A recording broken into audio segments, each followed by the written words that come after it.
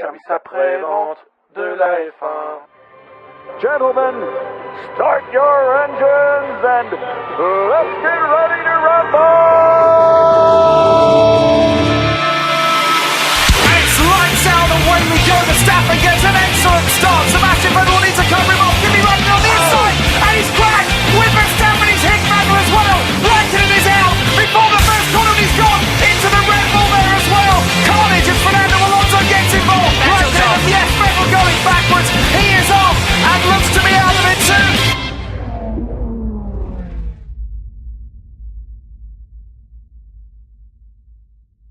Bonsoir à tous et bienvenue pour une nouvelle émission du service après-vente de la F1. Ce soir, nous reviendrons sur le Grand Prix de Monaco, 6e manche de cette saison 2018.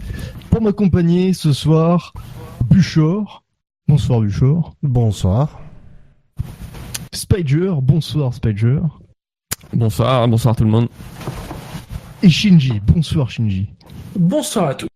Alors messieurs, est-ce que vous êtes chauds ce soir pour parler de ce magnifique Grand Prix? Ça y est, là on est chaud bien.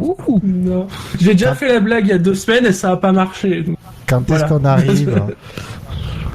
J'ai envie de faire pipi. Bon messieurs, je vais vous demander quand même pour la forme ce que vous avez pensé de ce Grand Prix. On est bien obligé de passer par là. Bah, c'était un Grand Prix de Monaco. Enfin, C'était voilà.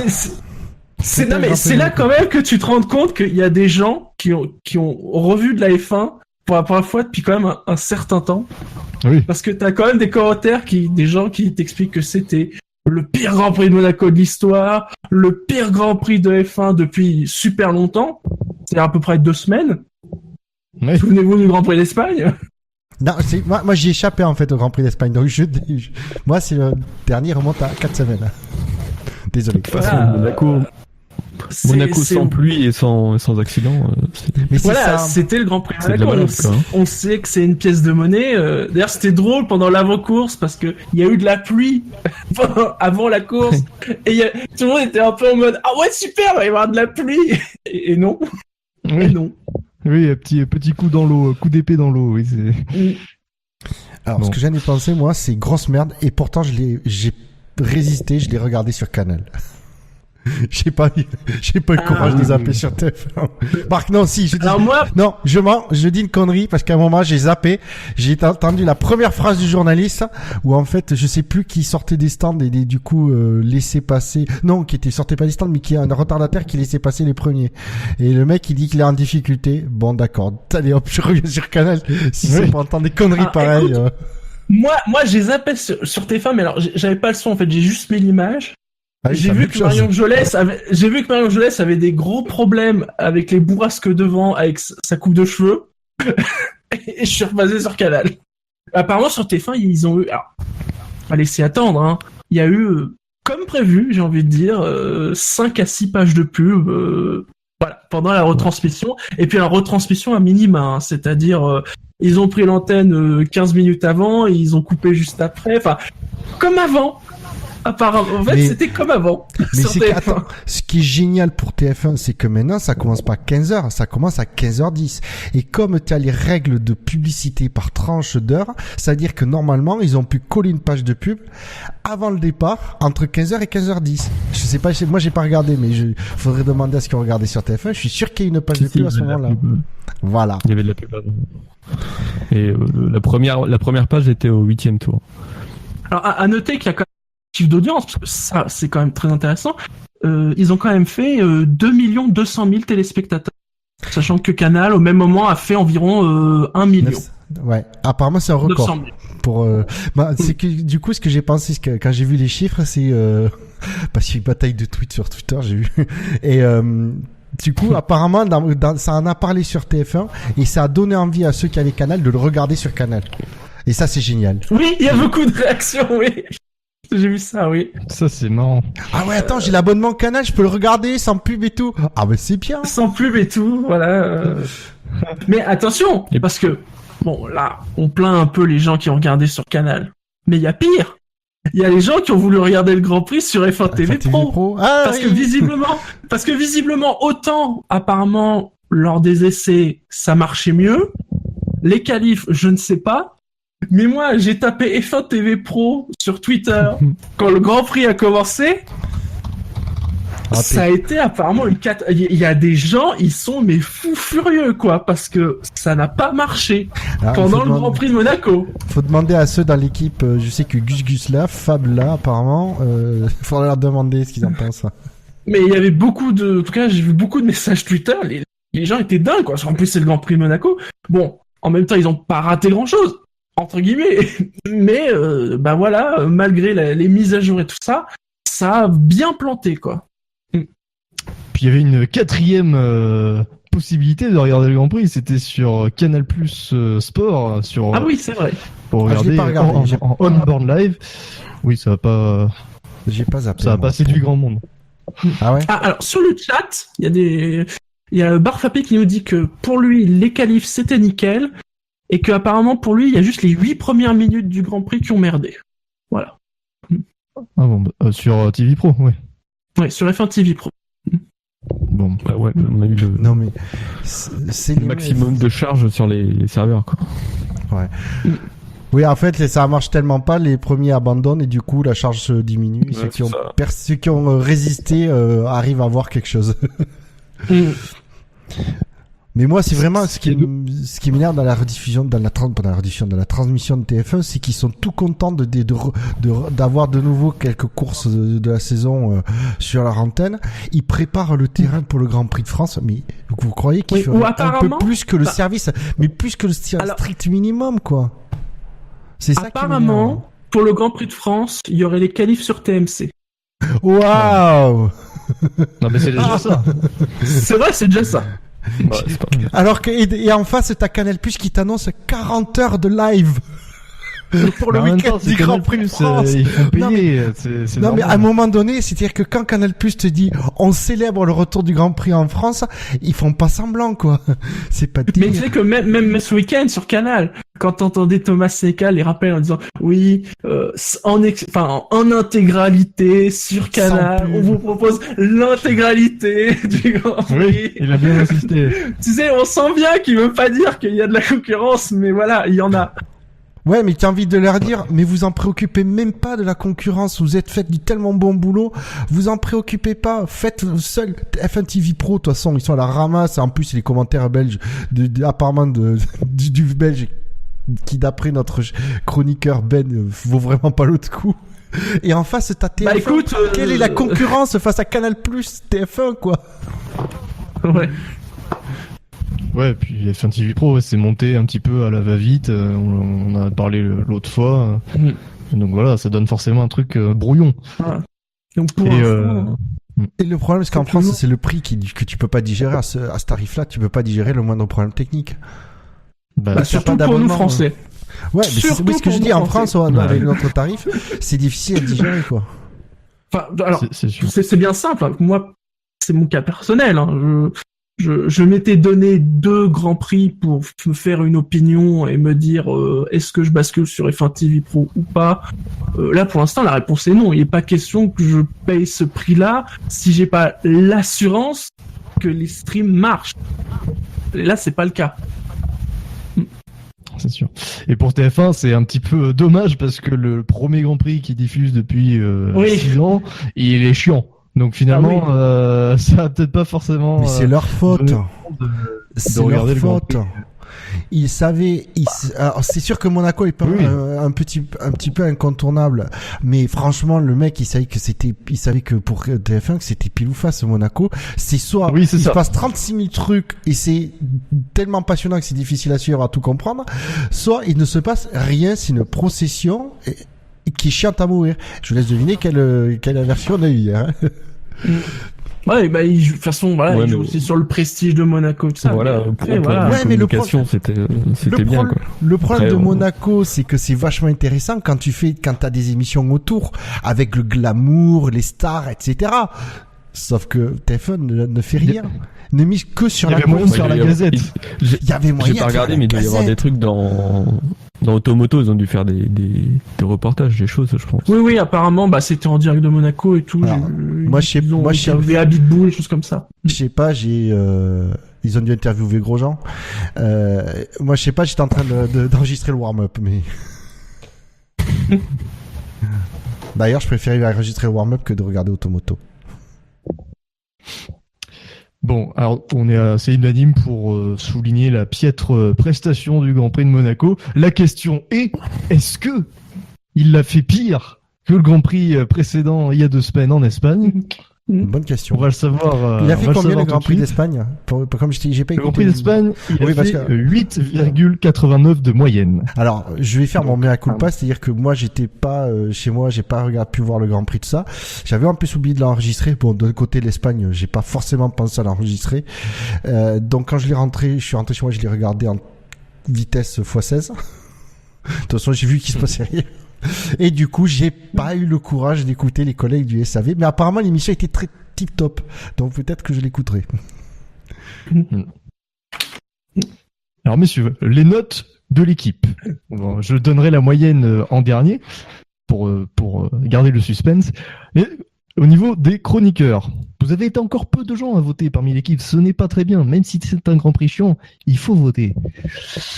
Alors, Buchor, tu as donné un 8. J'ai donné un 9, Fab a mis 10, Marco a mis 14, il s'est détaché du lot, il était l'un des rares à aimer. Je vais lire son commentaire. Marco, qu'est-ce que tu fumes?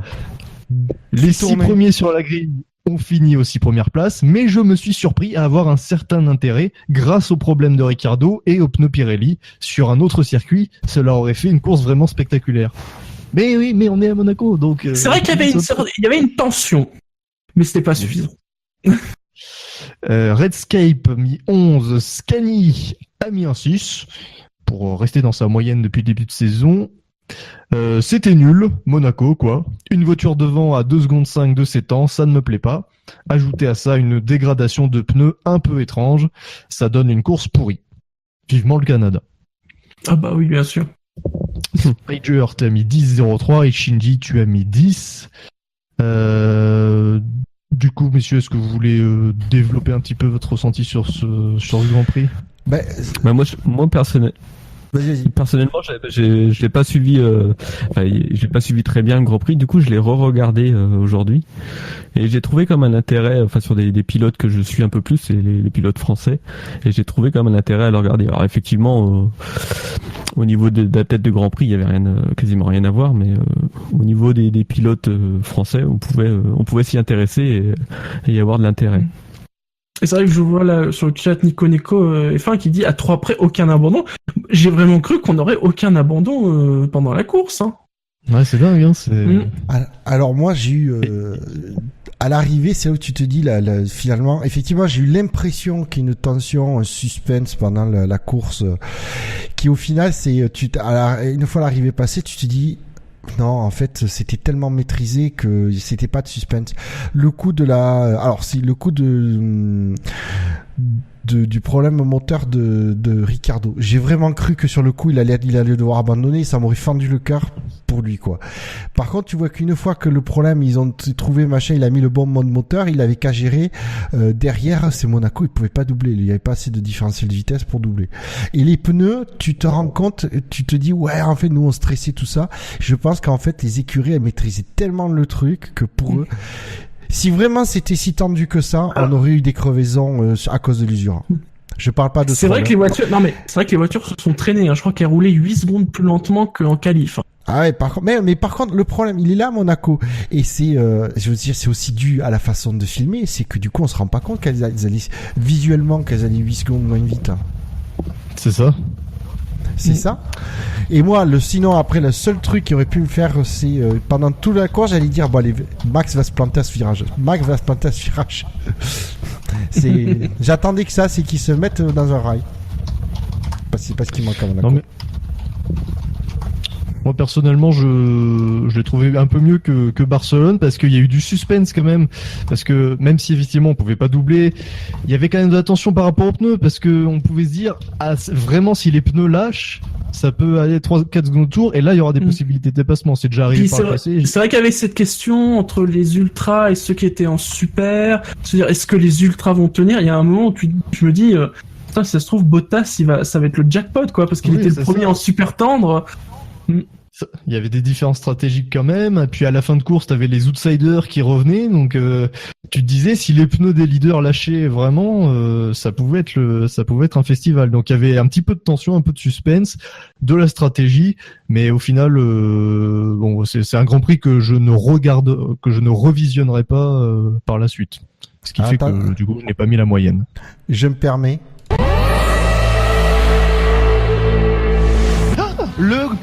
C'est pas possible. C'est pas possible, ça. Ça, c'est non, mais c'est inconcevable. Je sais que c'est très tôt, mais il faut vraiment, je sais que c'est ma marotte mais hier, ça m'a gonflé à un point. J'en étais à 2 doigts d'arrêter de regarder le Grand Prix. C'est la réalisation de TV qui a été, mais plus que minable hier. C'est-à-dire qu'à un moment donné, le pire, je sais pas si vous avez regardé, mais à un moment donné, on a Alonso qui est en train, dans la ligne droite des stands, en train de rouler à 10 km/h. Il roule pas, il se fait doubler par 2 bagnoles. Qu'est-ce que fait le réalisateur? Il bascule sur une voiture qui n'a personne devant et personne derrière. Et on est obligé, du coup, derrière, de se taper un replay. Mais le mec, t'es en train de nous montrer en live, zappe pas! Continue! C'était la réalisation, elle était tellement pourrie, tu le voyais, c'est-à-dire que c'est flag parce que maintenant avec les classements en permanence à gauche de l'écran, on a les écarts en permanence. Quand t'as un mec qui nous met la caméra qui nous suit une voiture, qui a la voiture de devant à plus de 2 secondes et la voiture de derrière à plus de 2 secondes, et que tu vois dans le classement qu'il y a un écart entre 2 voitures qui est à 0,3 ou 0,4 secondes, tu te dis, je pense que c'est plutôt ça que je vais suivre. Ben non, le réalisateur il ne le fait strictement pas. Donc il y a plein de batailles dans le peloton. Alors certes, il se passe pas forcément grand chose à Monaco, on sait qu'ils se suivent de près, etc. Mais quand c'est un Max Verstappen, quand c'est un Charles Leclerc qui est à domicile, tu te dis il va peut-être tenter quelque chose. Mais non, le réalisateur refuse. C'était un refus de nous montrer de la F1. Vraiment, c'était un refus. Sur le chat, Bouchard, il y a un célèbre connu qui dit qu'il a trouvé la réalisation plutôt mieux que d'habitude pour Monaco parce qu'on n'a pas vu de célébrité toutes les 30 secondes. Non, on avait les stands. On avait les mécanos dans les stands. Comme d'habitude, quand le réalisateur il perd pied, il sait plus quoi montrer. Ah mais par défaut, allez, les mécanos dans les stands qui regardent la télé, parce que c'est, ou alors les pieds les mecs sur le muret des stands, les pieds qui bougent parce qu'il y a le stress. Ah, les fameux pieds de Christian Horner. Et encore, ouais voilà, c'est très souvent c'est celui de Horner. Et encore, je trouve que vu la situation de Ricardo, on n'a pas beaucoup vu le pied de Christian Horner hier. Mais voilà, j'ai trouvé la truc. Et le pire, c'est que c'est ça qui m'a crevé le cœur. C'est juste avant, j'ai vu un tweet sur Twitter, un message, un mec qui montrait une vidéo de comment c'était réalisé à l'époque. C'était Schumacher dans la fin des années 90, début 2000. Mais les voitures roulent, je sais pas combien, 3, 4, 5 secondes plus lentement à Monaco. Mais vous regardez la vidéo, vous avez l'impression qu'elle roule 2 fois plus vite qu'aujourd'hui. C'est hallucinant. Tellement c'est la réalisation change tout. Ben, je vous invite. Voilà, il fallait que ce soit dit, mais je trouve vraiment la réalisation TV de plus en plus pourrie.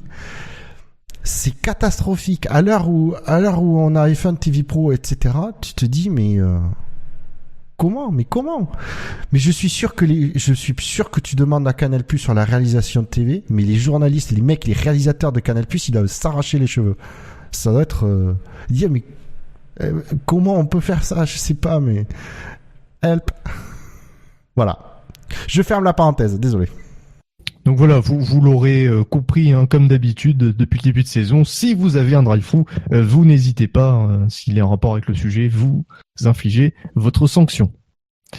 Du coup, on ne sait toujours pas la moyenne générale, donc le public, vous avez été 73 à voter et nous vous en remercions. Vous avez attribué 9,46 de moyenne à ce Grand Prix.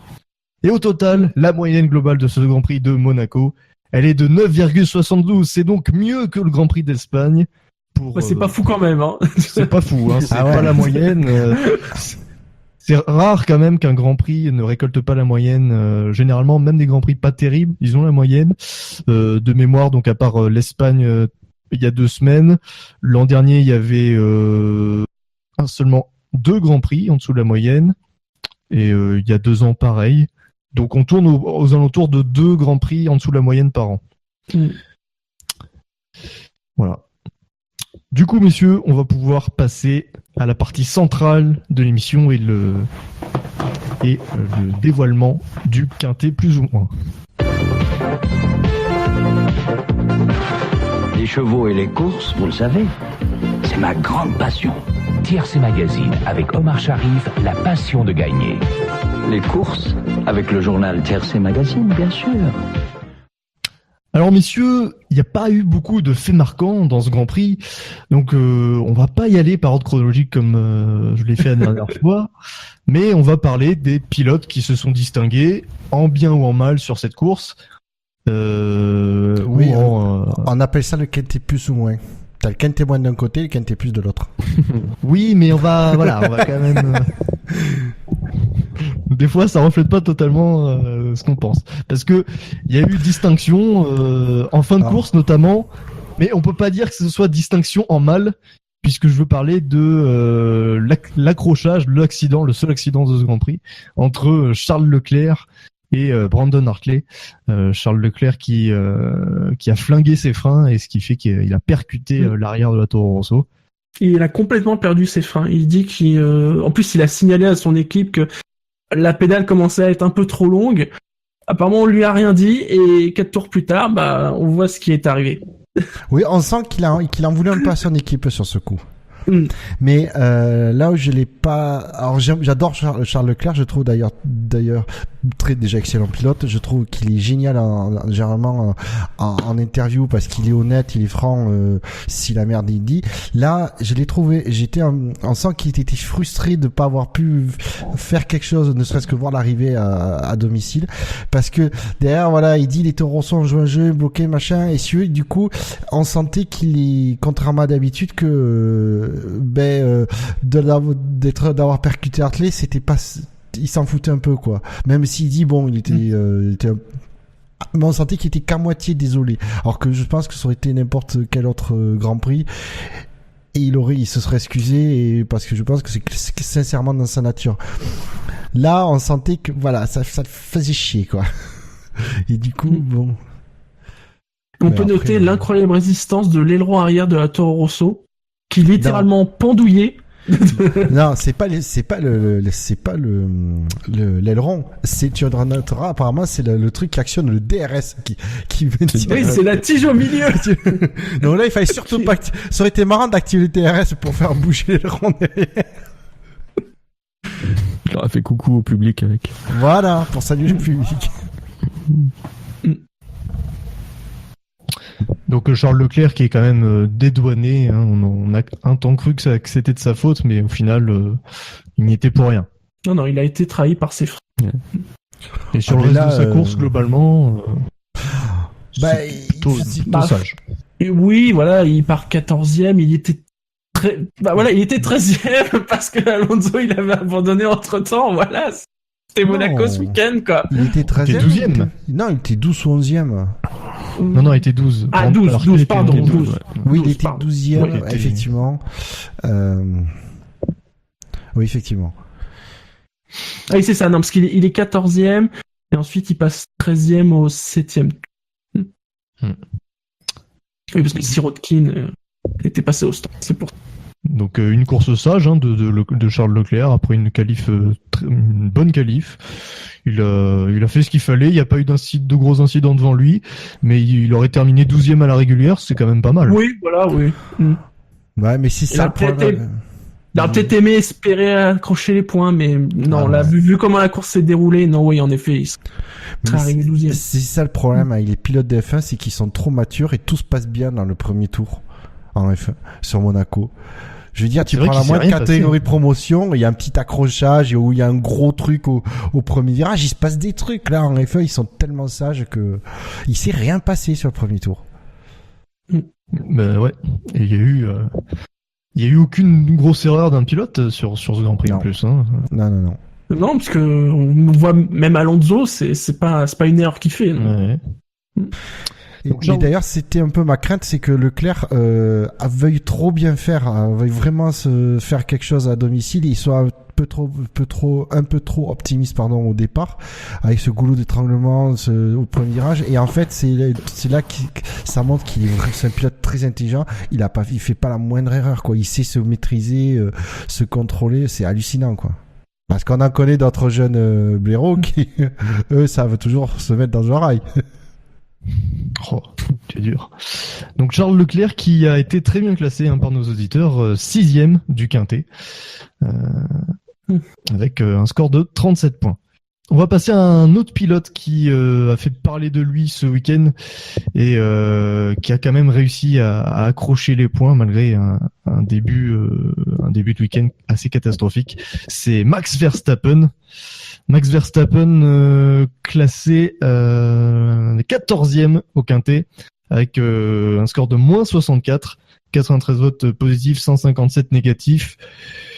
Bon, on peut comprendre que la plupart des votes négatifs, c'est pour sa qualif. Je pense, oui. Non, c'est les essais libres. Pas sa qualif, c'est les essais libres. Bah oui, ça non-qualif. Oui, ça non-qualif, c'est les essais libres. Oui, parce que sur la course en elle-même, il fait plutôt une bonne course. Enfin, voilà, il arrive à accrocher les points, c'est ce qu'on pouvait espérer. C'est le seul qui double, déjà. Voilà, c'est le seul qui double. Il fait pas une mauvaise course. Non. Faut pas dire qu'il fait une mauvaise course, c'est pas vrai. Par rapport à sa position de départ, il gagne beaucoup de place, sachant qu'il y a eu peu d'abandon, comme on a dit.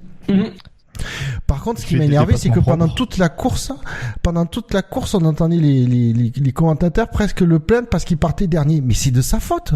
Enfin, c'est de sa faute. Non, mais j'allais pas le pleurer, moi. Il a fait une grosse boulette. Il a fait la boulette qu'il ne fallait pas faire. Et je vais pas le plaindre derrière. Après, il a fait une course.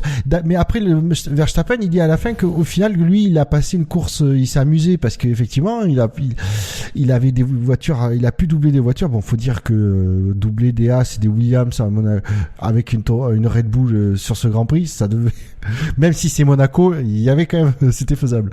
Mais, ouais, je comprends après qu'il s'est amusé, c'est le seul qui a pu doubler, etc. Avec une Red Bull qui était enfin, il peut avoir des regrets, quoi. Ouais. Mais je te dis, moi, je veux dire, non, faut pas qu'il y ait des regrets. C'est très bien comme ça, Ricardo a pu gagner Monaco. Mais après, je comprends qu'il y ait aussi des votes négatifs et même si on dit qu'il faut juger que la course, non, voilà, il se crache aux essais et ça lui ruine sa course. Il doit être pénalisé par l'opinion publique. Au niveau des points négatifs, il y a quand même la petite, c'est avec Sainz, je crois. La petite bagarre où il tente de le dépasser. Ah oui, il le pousse un peu à la chicane et tout de suite à la radio il dit cut the track. Et le tour d'après, c'est lui qui est limite à couper la chicane pour le dépasser, quoi.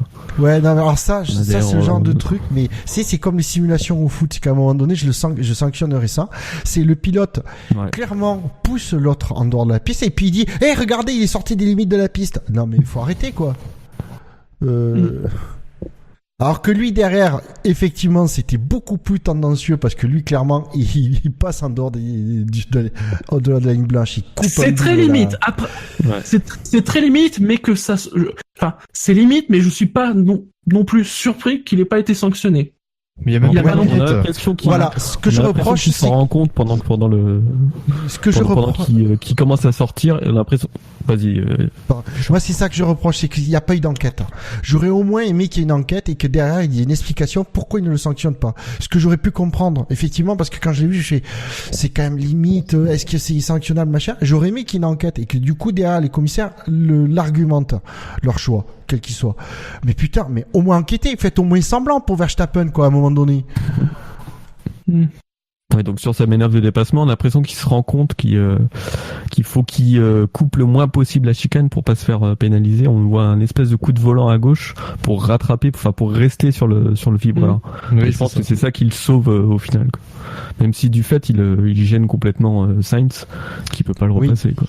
Ouais. Moi, je trouve qu'à partir du moment où tu doubles le pilote et que tu te loupes au virage où tu le doubles, bah, tu dois rendre la place parce que s'il y avait un mur à cet endroit-là, bah, tu te le prenais et paf. Enfin, pour moi, on aurait dû, les commissaires auraient dû obliger Verstappen à relaisser passer Sainz. Moi, je trouve ça limite scandaleux, quoi. Ça veut dire que les gars, en magouillant un petit peu, en faisant style, vous voyez, je me rattrape un peu. Non, tu fais une erreur, bah, je suis désolé, tu peux pas gagner une place en faisant une erreur. Tu dois être pénalisé, tu dois rendre la place, voilà. Donc je suis très mécontent. J'hésite même à mettre un drive-through, mais je le garde pour plus tard. Mais je suis très mécontent qu'il y ait même pas eu d'enquête et en tout cas au minimum laisser obliger Verstappen à laisser passer Sainz parce que c'est pas normal. Bon, exactement. Voilà. Rien d'autre à dire sur. Mais c'est surtout que en plus c'était génial parce que c'était le contraste avec le tour juste avant. Entre les deux, c'est ça, c'est qu'il ose, c'est ça quoi. Le premier tour précédent, tu pousses l'autre en dehors et tu dis il a coupé. Ok. Tour suivant, tu te rates. Si effectivement s'il y avait un mur, de toute façon, il repartait plus. Ou il aurait pas pu doubler. De toute façon, c'était l'un ou l'autre. Et là, il s'en sort. C'est. Ou ne serait-ce que des graviers, je disais un mur tout à l'heure, mais ne serait-ce que des graviers. Tu mets des graviers en dehors de la ligne, des lignes blanches. Il t'inquiète pas que c'est possible il reste devant. Voilà. Mais c'est ce qu'il faut faire. Ou mettre une piscine en plus ici aussi. Ouais, une piscine. Après, ça fait pas du bien à la voiture. Bon, rien d'autre à ajouter sur Verstappen, qui a encore conclu un week-end désastreux. À l'image de cette année, pour lui. Oui, une année vraiment, vraiment pourrie. Et tu disais, Buchor, Verstappen s'est amusé, il a vraiment pris du plaisir. Écoute, maintenant, il sait ce qu'il doit faire, hein, s'il veut prendre du plaisir sur les prochains. C'est ça, par dernier, ça nous fera des vacances. Ça. Okay, très bien, messieurs, on va passer à des pilotes un peu plus haut dans la hiérarchie, et notamment un trio qui a été, un duo qu'on n'a pas trop vu, enfin si on les a vus, mais qui n'ont pas été très bien notés par les auditeurs. Je parlais notamment des Finlandais et d'abord de Valtteri Bottas, 15e ex aequo au quintet. 15e avec un score de moins 60... moins 69... 13e, pardon. Oula, j'ai confondu. Moins 60... moins 59. Non, moins 59. Je vais y arriver. 10 votes positifs, 69 négatifs. Valtteri Bottas qui s'est distingué en étant le seul pilote de tête à avoir adopté une stratégie différente en chaussant les super tendres pour son second relais. Ouais. Disons que je pense que je suis même pas sûr que ce soit un choix de sa part. Je pense que c'est l'écurie qui lui a imposé ce choix. Ils ont voulu varier avec Hamilton, ouais. Voilà, parce je pense qu'ils ont, et ce qui a été quand même intelligent de la part de Mercedes, c'est de dire on va pas mettre tous nos œufs dans le même panier parce qu'on n'est pas certain de la durée de vie des ultra tendres. C'est ça. Des ultraviolets, c'est ça. Et du coup, en disant et puis de toute façon à Monaco, tu te dis si je perds de 0,5 secondes ou 1 seconde par tour, de toute façon, l'écart de performance n'est pas suffisant pour que le mec de derrière double à Monaco. Donc, et c'est ça qui est intelligent. Ils ont assuré que si jamais les ultra tendres ne tenaient pas, ils étaient obligés de faire un deuxième relais. Les super tendres, eux, devaient tenir jusqu'à la fin. Et du coup, si les 4 devant étaient obligés de piter une deuxième fois, Bottas gagnait, quoi. Clairement. Ouais, c'est ça, c'était une bonne stratégie dans la position où il était. Il avait rien à perdre et c'est un coup qui a failli marcher, hein. À un moment donné, dans le Grand Prix, on s'est dit, les ultra-tendres, ils vont pas tenir, hein. Et on a beau être à Monaco, si les ultra-tendres s'usent vraiment au point de perdre 3 secondes au tour, Bottas pouvait doubler, hein. On l'a déjà vu par le passé, je crois que c'est en 2009 où on avait des pneus tendres très tendres et que à un moment donné les pneus lâchaient et les mecs se faisaient doubler même à Monaco. Donc oui, parce qu'effectivement quand ils arrivaient en fin de vie, t'avais une perte de performance qui était brutale et énorme. Donc effectivement, dès que tu commences à avoir à Monaco, dès que tu as un différentiel de 4 ou 5 secondes autour, à un moment donné, te donne la possibilité de dépasser, surtout avec quand c'est les pneus où tu peux retarder vraiment le freinage, etc. Ouais. Sinon, rien d'autre à rajouter sur Bottas. Non, après il a pas fait d'erreur. Je veux dire, c'est Bottas, quoi. Il a pas brillé, mais d'un autre côté, qui a brillé ce dimanche à Monaco, hein. Donc, voilà. tu peux pas non plus blâmer. Après, tu peux reprocher qu'il ait fait que le 5e temps, mais c'est ça. Monaco, la qualif a un peu dicté la position des 5 premiers. Pour moi, il a fait le minimum syndical attendu en tant que pilote Mercedes. Il pouvait pas faire la pole. De toute façon, à part une Red Bull, personne d'autre pouvait faire la pole. Les batailles des Ferrari, bon, ils s'en sortent un peu moins bien que les deux autres. Je me souviens plus les écarts en qualif de Bottas avec Raikkonen, voir si c'était un gros écart ou pas, mais bon, puis comme on dit, c'est Monaco, c'est super compliqué, quoi. Au moins il a harcelé Raikkonen jusqu'au bout. Ouais, au moins il y a eu ça. Ouais. Rien de très transcendant, quoi. Il y avait 2 dixièmes en qualif. Ouais, bon, voilà. Une course pas franchement folichonne non plus pour Bottas, tout comme son compatriote finlandais Kimi Raikkonen, 4e en course, 12e. Non, putain, mais qu'est-ce que je dis ça a encore ramé, c'est que ça a changé. 11e au quintet plus ou moins, avec moins 43 comme score final, 26 points positifs, 69 négatifs. On l'a pas vraiment vu, hein. Donc, on l'a pas vu non plus, il a rien fait. Pas du tout surpris de son classement, là. J'aurais pensé, notamment en début de course, je pensais que Ferrari allait faire l'undercut sur Hamilton, parce qu'à un moment donné, ça se tentait vraiment. C'est-à-dire qu'il y avait une possibilité de repartir pas dans le trafic, et avec les pneus neufs de vraiment reprendre du temps sur Hamilton. Comment mais pour le coup, il aurait fallu ne pas être surpris par l'arrêt lui-même d'Hamilton qui a été surprenant. Comment tu veux faire l'undercut sur Hamilton sans changer de pneu avant le départ, tellement il a pité tout Hamilton. Ouais, il a pité au 12e tour, mais on sentait quand même que c'était... C'est pas du 8e Hamilton, t'es sûr? Non, au 12e. Au 12e. Ouais, ça va paraître vachement tôt. Comme quoi, ça mais de toute façon, quand il pite, tout le monde est surpris. Qu'est-ce qu'il fait Hamilton, là 12 tours Il a cru totalement pour couvrir un undercut. Oui. D'ailleurs, oui, ça m'a surpris dans la mesure où 12 tours, je veux dire, vu l'écart par rapport au pilote suivant, je me disais, il va repartir dans le peloton. Et finalement, non, il est juste reparti derrière Ocon. Mais je pensais qu'il allait repartir derrière Alonso et Sainz. Ça a même été la double surprise. C'est-à-dire que il pite super tôt et il met les violets.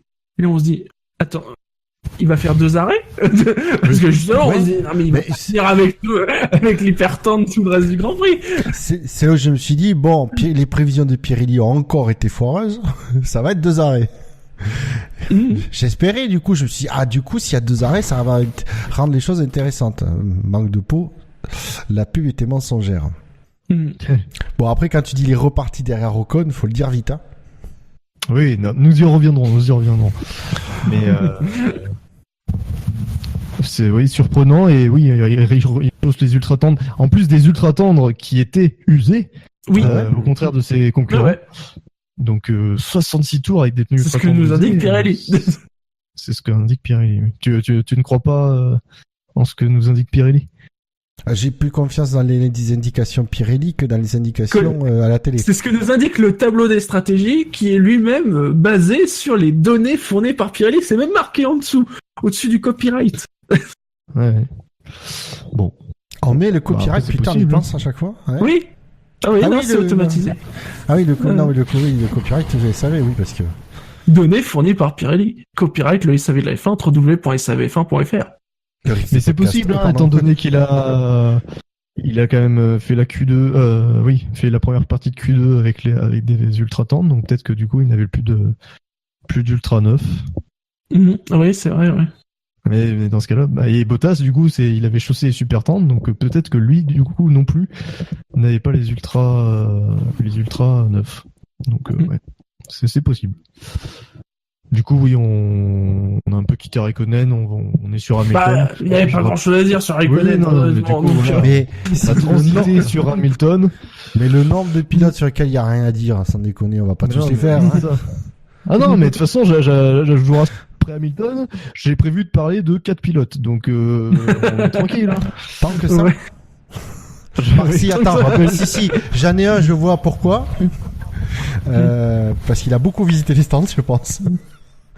Ah non, même pas. Bon. Même pas. On a rien à foutre de lui. Mais Hamilton, je rappelle juste 7ème du quintet. Donc oui, une course honorable. Il sauve, il... Et pas à l'aise avec justement avec ce train. Il s'est plaint quand même souvent pendant toute la course. Bon. Il a dit que de toute façon, vous êtes sûr que c'est les bons pneus? Non mais vous êtes sûr? Non mais vous êtes vraiment sûr? Et puis à chaque fois, non mais t'inquiète pas, les autres ils ont les mêmes pneus. Ouais, ne panique mais pas. parce qu'il devait économiser à mort et il a dit à la fin, il dit on roulait vraiment pas vite. C'est Alors d'ailleurs après j'ai lu un truc où il disait il dit Monaco c'est génial de venir, mais il dit par contre le format du Grand Prix tel que c'est pour tous les autres, pour toute la saison, il dit n'est pas adapté à Monaco. Et tu dis mais du coup à Monaco t'en faire un truc particulier et puis basta quoi.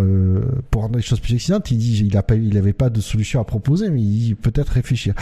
Il a peut-être pas tort. 100 tours. Non mais après c'est comme si tu veux le Monaco tu en fais l'Indy 500 de la F1, c'est la course avec son format particulier machin dans le calendrier, mais au moins que tu l'adaptes au circuit qui est très particulier. Je peux comprendre.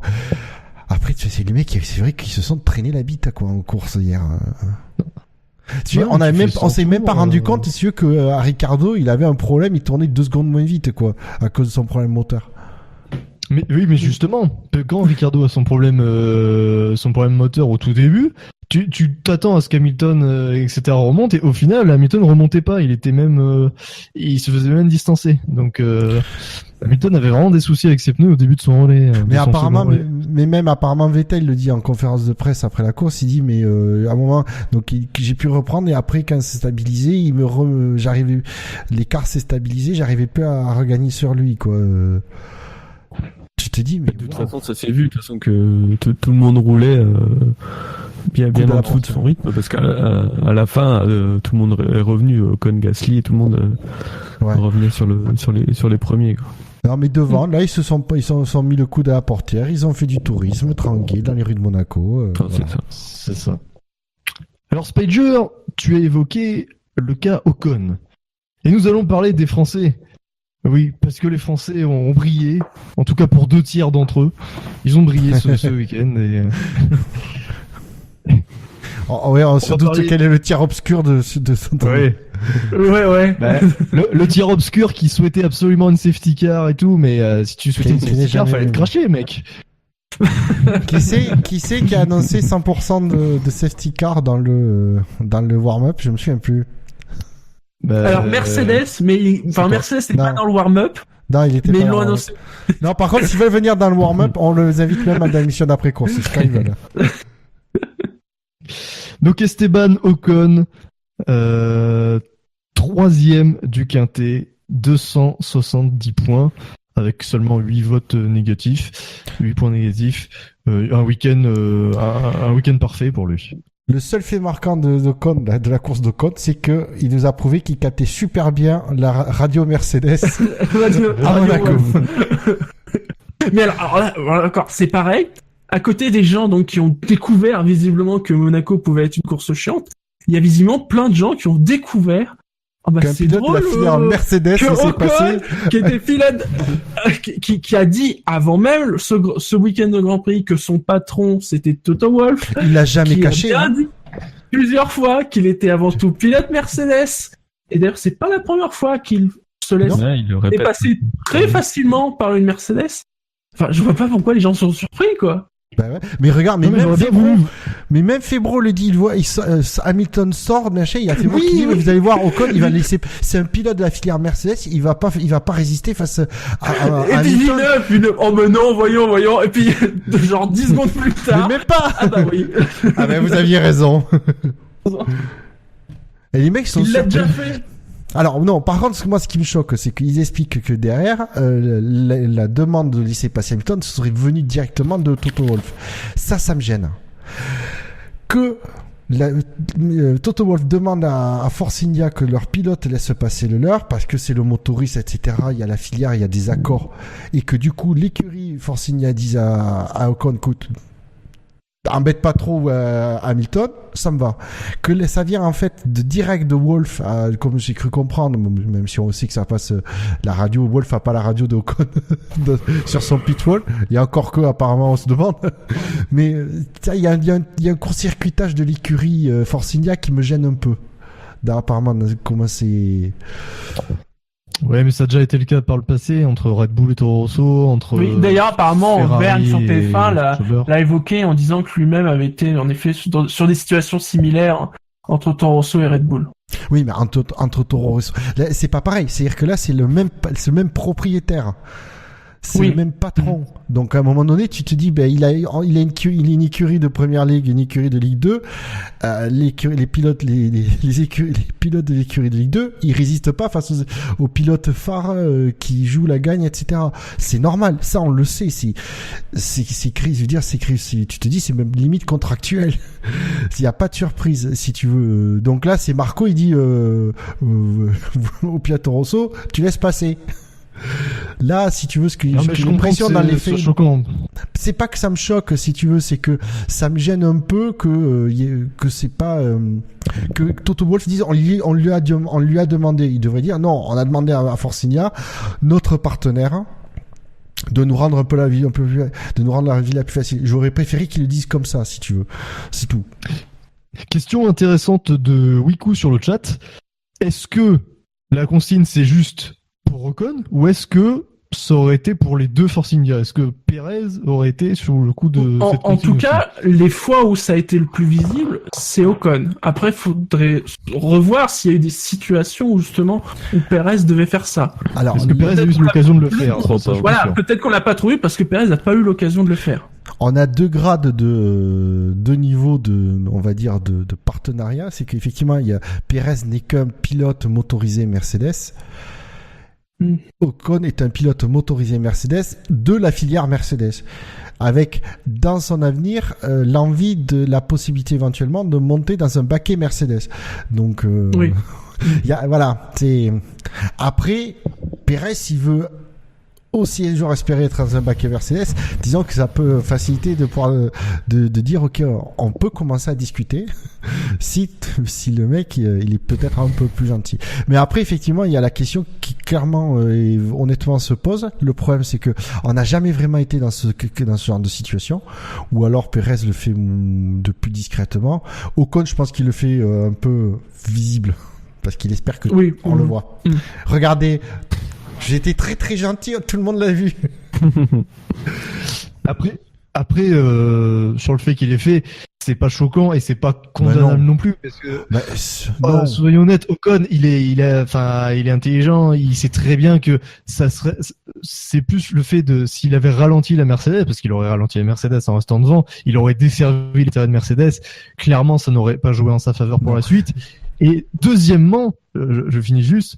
En dehors du fait que ça aurait desservi ses intérêts pour le futur, ça aurait aussi desservi ses intérêts pour le Grand Prix, parce qu'il aurait perdu du temps à bloquer Hamilton.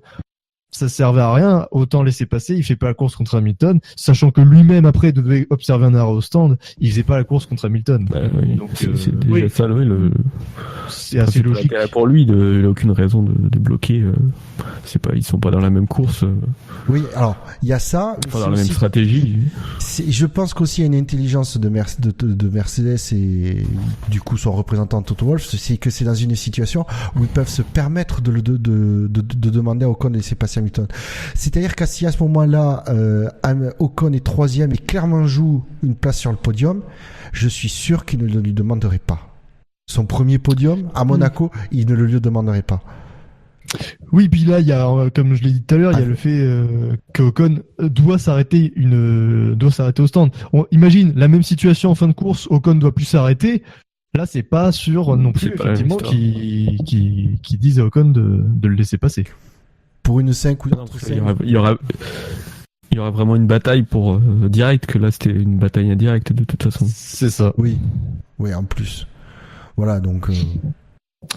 Il allait de toute manière Hamilton repasser devant. Ah non, ça par contre non. Enfin, je veux dire de toute manière pas sur la piste. Vu qu'il devait s'arrêter, il devait repasser quoi. bien sûr. Sinon, sur le reste de la course d'Ocon, il a parfaitement géré. Il a creusé l'écart tout de suite sur Alonso et il a plutôt bien résisté en fin de course à Gasly qui avait des pneus plus neufs. Il a construit son week-end vraiment parce que au début de week-end c'était pas génial. Il était même derrière Perez. En qualif, il claque le super chrono qu'il faut et en course, il confirme. Et ça, c'est vraiment un week-end référence pour lui, je trouve. Pas d'erreur et devant son coéquipier. Lui qui avait pas bien commencé la saison, si ça pouvait être un tournant dans la saison où il prend l'ascendant sur Perez, ce serait bien. Après, c'est un petit peu, c'est surtout mathématiquement que c'est un tournant dans sa saison, parce que si tu regardes les chiffres, en qualif, il y a 4-2 pour Ocon, c'est quand même pas mal.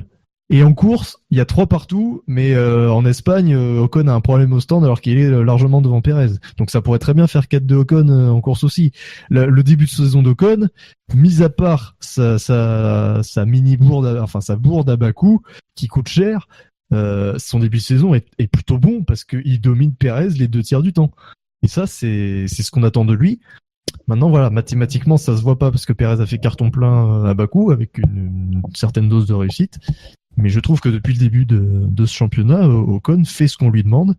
Et je suis persuadé que Mercedes regarde avant tout ce genre de confrontation plutôt que le résultat brut au championnat pour juger de la valeur d'Ocon.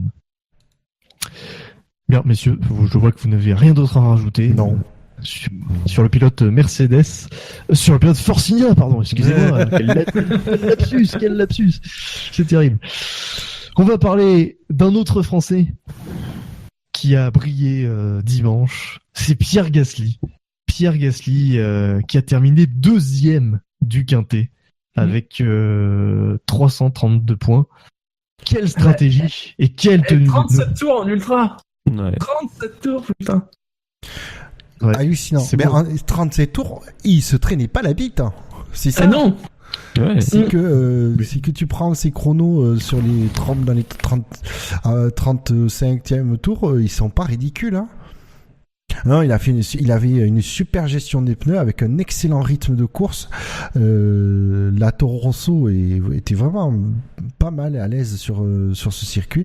En tout cas, avec Gasly à son volant.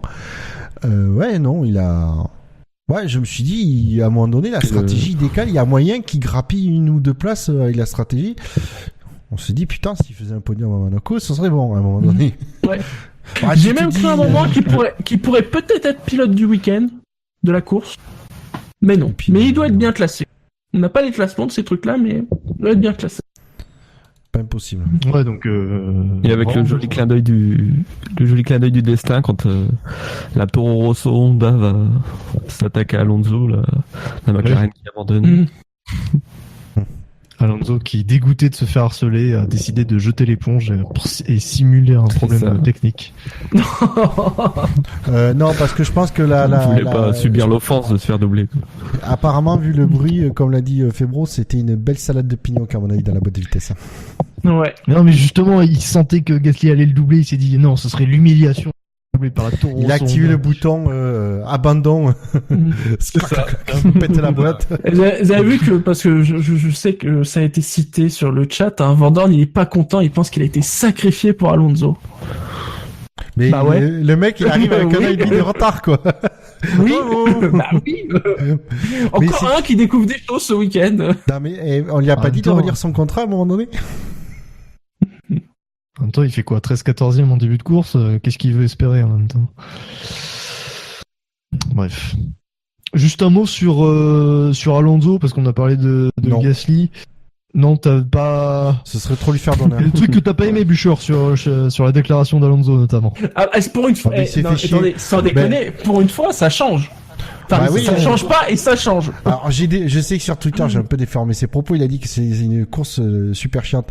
Mais comme j'ai envie de dire, c'était la course la plus chiante de sa carrière, quoi. Il a dit c'est la course la plus chiante qu'il a vue. C'est ce qu'il a dit, hein. Oui. Ouais, putain. Mais c'est la course la plus ennuyeuse de l'histoire de la F1. Ouais. On a envie de dis donc. On a envie de lui rappeler le Grand Prix de Monaco 2007, qui, je pense, était encore pire. Il y a que toi qui t'en souviens.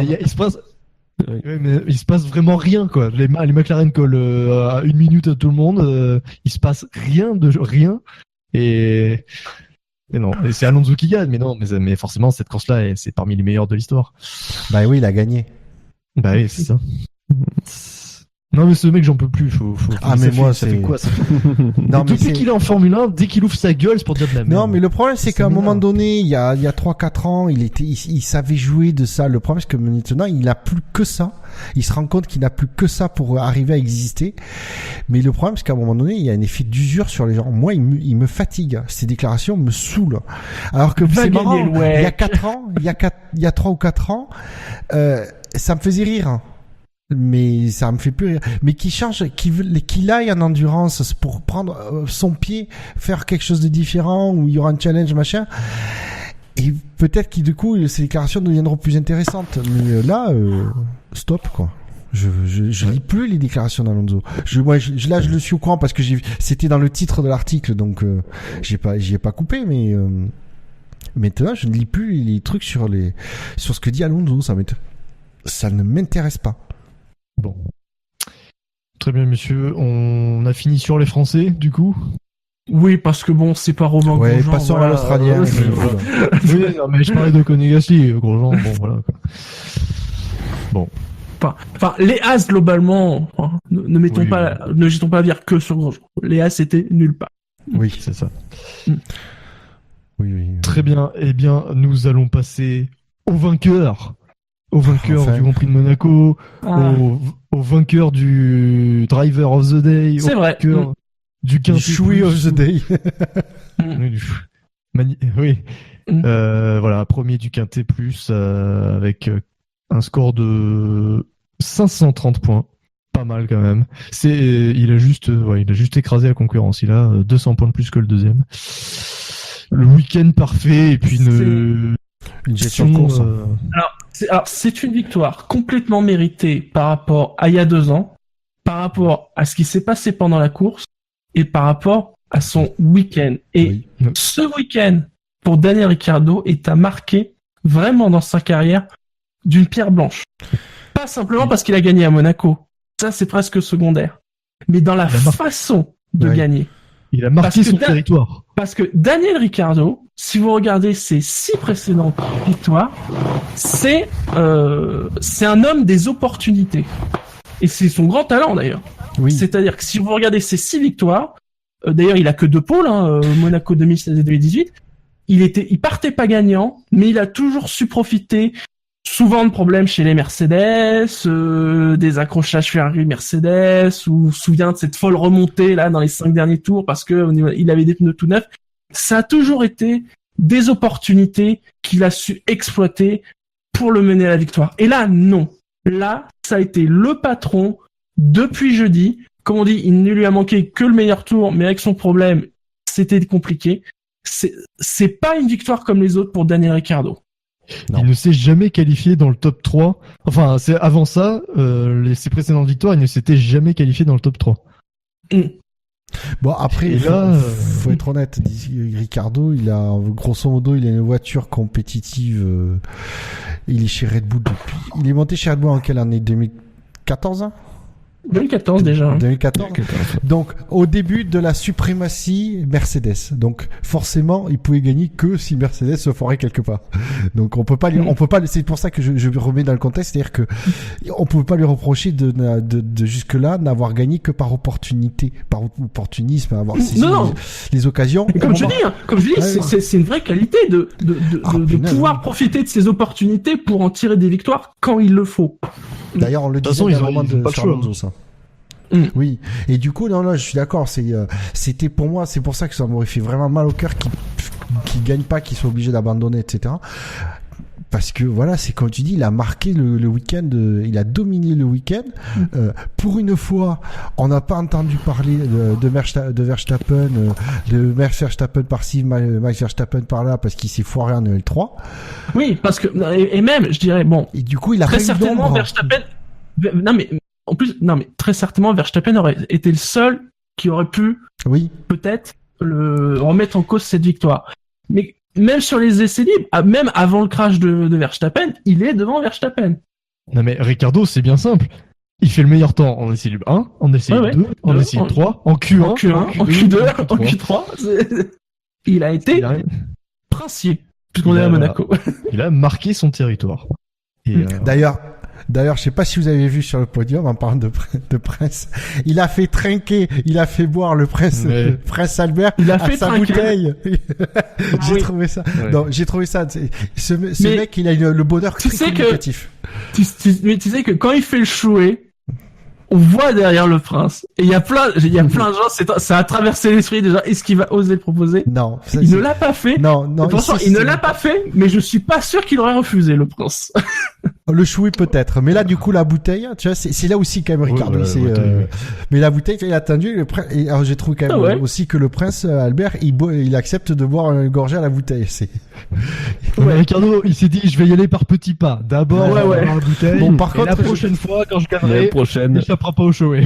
Par contre, j'ai été surpris parce que du coup, c'est Adrian Newey qui est monté pour le trophée constructeur. Et il a été joueur, il a accepté. Alors, contrairement à la dernière fois, on a bien vu à sa tête à quel point c'était dégueu. Mais c'était pas grave. Ouais, mais je sais pas pourquoi c'est pas Horner qui s'est monté. J'ai l'impression qu'il y avait un truc particulier pour que ce soit Newey. C'est vrai que c'est pas forcément souvent. Et d'ailleurs, la dernière fois qu'il était monté sur le podium, Newey, il avait mis des lunettes pour pas prendre du champagne dans les yeux. Là, il se dit, il y aura le prince Albert et machin, je devrais être tranquille. Et c'est qui en a pris le plus dans la tronche? C'est l'épouse du prince. Parce que Ricardo, il a visé Newey, qui s'est décalé au dernier moment. Elle a été aspergée. C'est peut-être tout simplement pour le remercier par rapport à la voiture, parce que la voiture a été quand même très performante intrinsèquement ce week-end, quoi. Peut-être. Oui, donc c'est aussi un peu le remercier de son travail. Heureusement que ces problèmes techniques de moteur et de boîte de vitesse interviennent sur ce Grand Prix, parce que du coup c'est le Grand Prix où il pouvait rester devant. Mais faut tenir, parce que quand même, quand on voit à quelle vitesse revient Vettel, même si tenir. Mais à un autre circuit, il se faisait doubler. Il terminait 5e ou 6e. Peut-être il finit. Peut-être que dans d'autres circonstances, on lui aurait dit coupe le moteur, rentre au stand et puis c'est fini, quoi. On lui a dit, je crois, non? Non. On lui a dit d'abandonner? Non. Il parlait d'abandonner et il lui a dit on continue. Du coup, j'ai vu ça. Alors, oui. Il se pose des questions, je pense. Donc c'est pour ça qu'il demande à l'équipe. Non, mais apparemment c'est Ricardo, c'est au moment où il a la perte de puissance, il dit je vais être obligé d'abandonner, il te dit j'en ai commencé à en avoir les larmes aux yeux, quoi. Et puis du coup il arrive à rattraper. Mais apparemment j'ai juste vu la phrase d'une déclaration d'Horner qui dit qu'ils étaient prêts à faire casser le moteur, quoi. Ils ont tiré jusqu'au bout, puis il s'est dit en gros c'est ça passe ou ça casse. Et ça s'est passé. Je n'ose imaginer l'état de Jassem devant sa télé. Oh putain, oui. Qu'on salue, il est malade. Parce que je pense que s'il n'avait pas été malade, il aurait été là ce soir. En fait, je pense qu'il n'a plus de voix après hier. C'est ça, en fait. À vous, Jassem. T'as trop crié sur la victoire de Ricardo. Donc Ricardo qui termine devant Vettel, qui l'a bien harcelé pendant toute la course. Vettel qui termine 4e du quintet avec 102 points. Quelque chose à dire sur Vettel? Bon, il a fait ce qu'il pouvait. Il a fait le job. Ouais, voilà. Mais malheureusement à Monaco, à moins de faire une tentative suicidaire pour le dépassement, Vettel il a préféré à juste titre ne pas prendre trop de risques et assurer la deuxième place, sachant qu'il a... Il gratte 3 points sur Hamilton, quoi. Voilà. Le contrat est rempli, il reprend quelques points sur Hamilton. Et voilà. Ça aurait été Hamilton deuxième et Vettel troisième, ça aurait peut-être pas été la même pour Vettel. Mais ah bah non. Bien vu. Non, mais ce que je veux dire, il aurait peut-être pris un peu plus de risques. Ouais. Mais non, bon. Là, il y a rien à dire, il a fait le job. Ouais. Du coup, messieurs, je vais vous rappeler les résultats complets du quintet plus ou moins, et à la fin, vous me direz si vous voulez attribuer un +1 ou un -1 à un pilote qui n'est pas dans le quintet plus.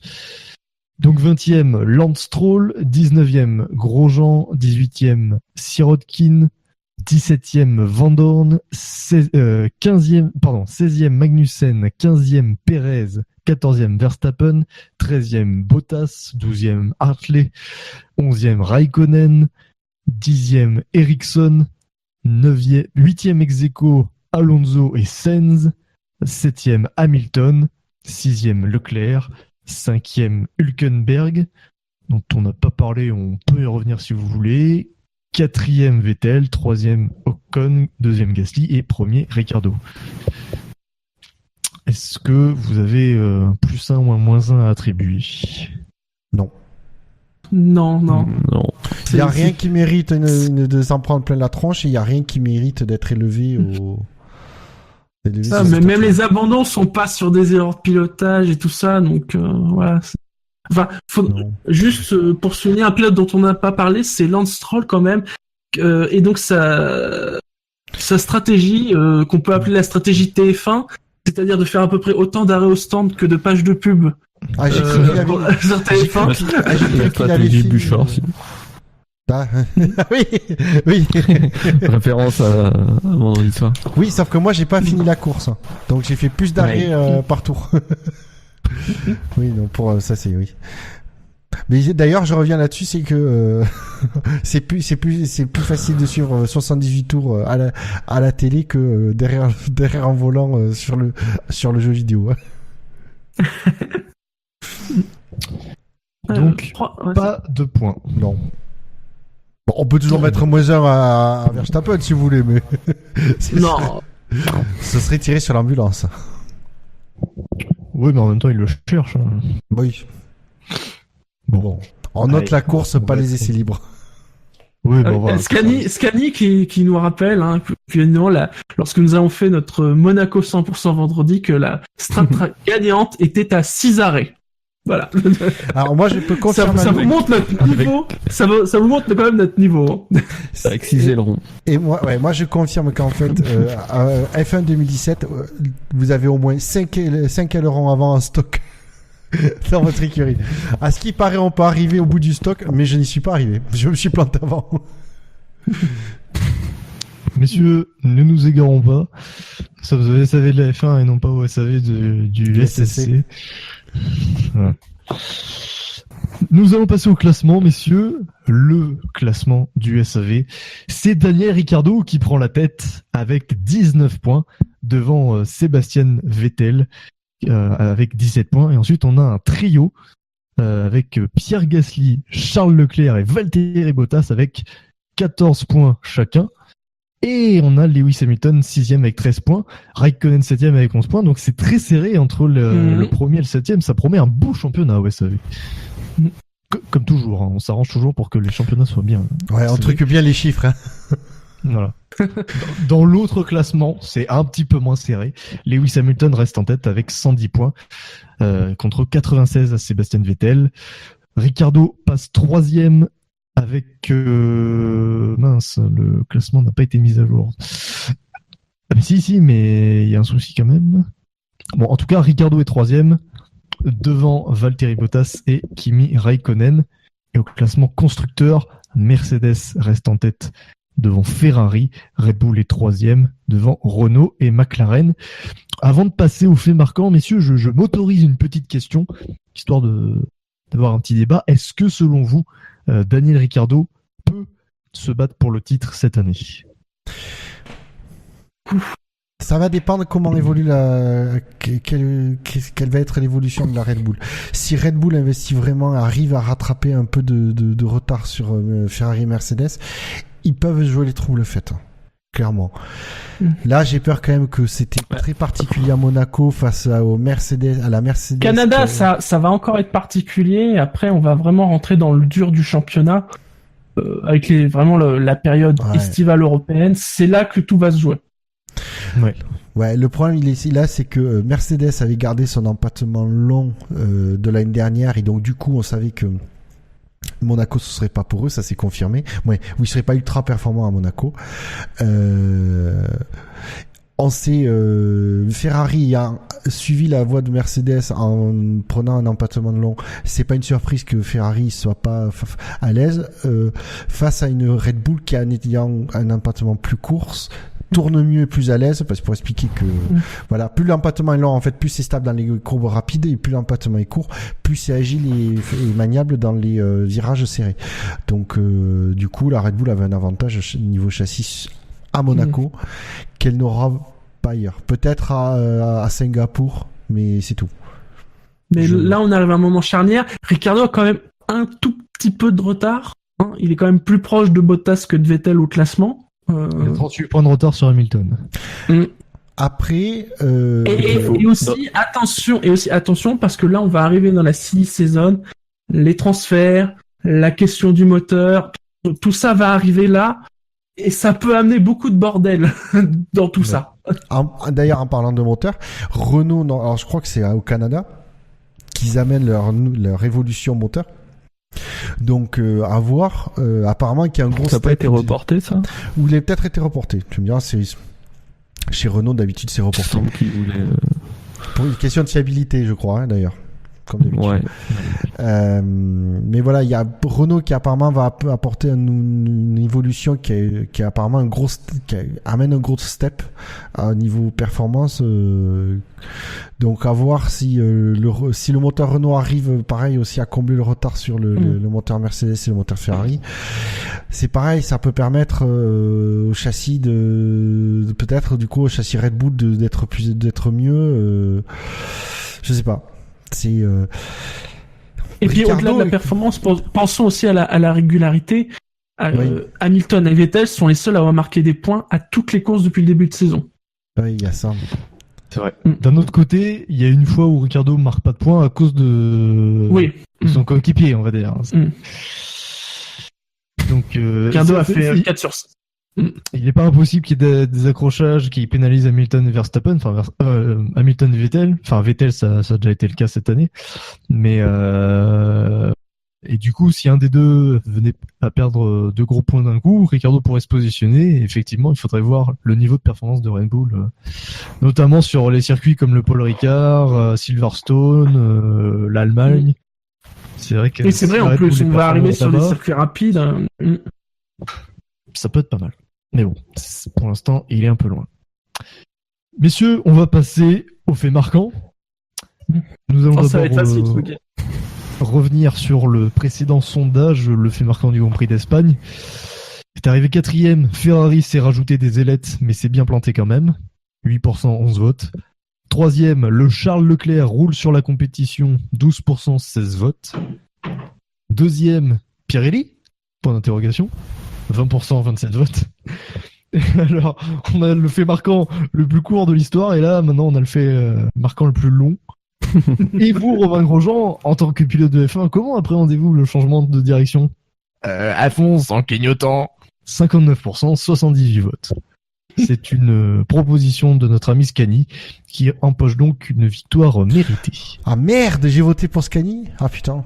Non, parce que moi j'ai pas écouté. Il a écrasé la concurrence. Hein, comme j'ai pas écouté le podcast, j'ai voté moi, mais du coup j'ai voté au fait marquant. Quelle est la formulation du fait marquant qui m'a le plus plu? Et forcément j'ai voté pour celui-là, pour Romain Grosjean, parce que alors même si j'ai pas vu la course, j'ai quand même au moins vu cette image-là. C'est le seul truc intéressant d'Espagne. À noter d'ailleurs un remerciement à Wiku qui dans les commentaires a mis un montage vidéo de ces fameux spots de pub de Romain Grosjean, agrémenté de quelques illustrations, nous allons dire, de ses faits d'armes en course. Sinon, Bouchard, tu as le jingle des faits marquants, parce que là, c'est en train de s'énerver sur le chat. Enfin, je dis s'énerver, c'est Redscape et Nico Neko. J'ai pas le jingle des faits marquants. Je sais pas où il est. Ah là là. J'ai un klaxon de train, si vous voulez. J'ai ça aussi. C'est moi ou il y a une ambiance de merde? Voilà. Oui, ça a rien à voir avec les faits marquants. Ça. Non, je suis désolé, j'ai pas le truc des faits marquants. Bon, bah tant pis. On fera sans. Alors, désolé. Alors, j'ai le classement actuel sous les yeux. Alors, qui n'a pas participé la dernière fois? Shinji, tu as participé la dernière fois. Oui, tu feras donc ton choix en dernier. Ensuite, c'est au Spider, tu as 100% de ratio. Donc, tu feras ton choix en troisième. Ça se joue entre Buchor et moi. Buchor, je te laisse la main si tu veux. Oh putain, j'ai rien préparé. D'accord. Du coup... Ah, oui, si. C'est compliqué, les grands prix comme ça. Ah, mais de toute façon, il y a deux trucs qui s'est passé, mais le plus spectaculaire, ça reste quand même Charles Leclerc qui a essayé de monter Brendan Hartley. Mais voir le résultat que ça peut donner. Comment formuler ça? Avec des mots. Oui. Constitué de lettres, non? 2 secondes. Je réfléchis parce que quand même c'est le fait marquant, faut pas foirer la formulation, c'est très important. Rappelons quand même à nos auditeurs, c'est quand même un championnat extrêmement important, hein. Ça peut booster des carrières de remporter le fait marquant. Non, en fait moi, j'y compte même plus parce que de toute façon je fais trop d'émissions, donc c'est pas intéressant. Quoi, c'est vrai en plus. C'est vrai, oui. Je le sais très bien. Je ne le sais que très bien. Ouais, voilà, Shinji il me comprend. Moi aussi je sais que très bien. Comment dire, on va dire Charles Leclerc, 2 points, et paf, virgule, Hartley. Point d'exclamation. Alors, c'est noté. Alors, Charles Leclerc, virgule. Non, Charles Leclerc, 2 points. Non, Charles Leclerc, 2 points. 2 points. Et paf, virgule, Hartley, point d'exclamation. Paf, tu le mets en minuscule ou en majuscule? Majuscule. Paf. Ouais, c'est plus un paf comme ça qu'un... Ah oui, ça a vraiment fait paf. C'est pas possible! C'est pas possible! Il est enlisé! C'est fini! T'es enlisé! Attendez,